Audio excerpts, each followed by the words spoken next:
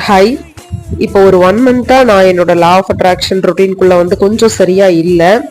நான் ரெகுலராக என்ன பண்ணுவேன்னா, என்னோட கமெண்ட்ஸ்க்கு ரிப்ளை பண்ணிட்டு, அதுக்கப்புறமா கிளாஸோட டைம் எல்லாம் ஸ்கெடியூல் பண்ணி அவங்களுக்கு சொல்லிட்டு, அப்புறமா வந்துட்டு கிராட்டிடியூட் எழுதுவேன், ஸ்கிரிப்டிங் எழுதுறது, இது எல்லாமே பார்த்தீங்கன்னா ஏர்லி மார்னிங்ல இருக்கும். ஒரு 1 to 1.5 months வந்து நான் வெளியூர்ல இருந்தேன்.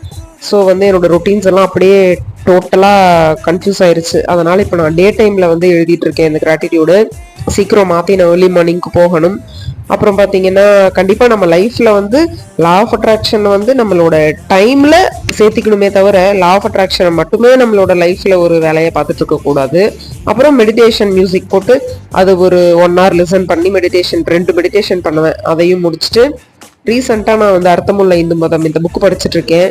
என்னோட 1 month கேப்ல பார்த்தீங்கன்னா நான் நிறைய படிக்கிறத வந்து கொஞ்சம் மிஸ் பண்ணிட்டேன். ஸோ நான் என்னோட எல்லா ரொட்டீனுக்குள்ளே போகணும். தேங்க்யூ.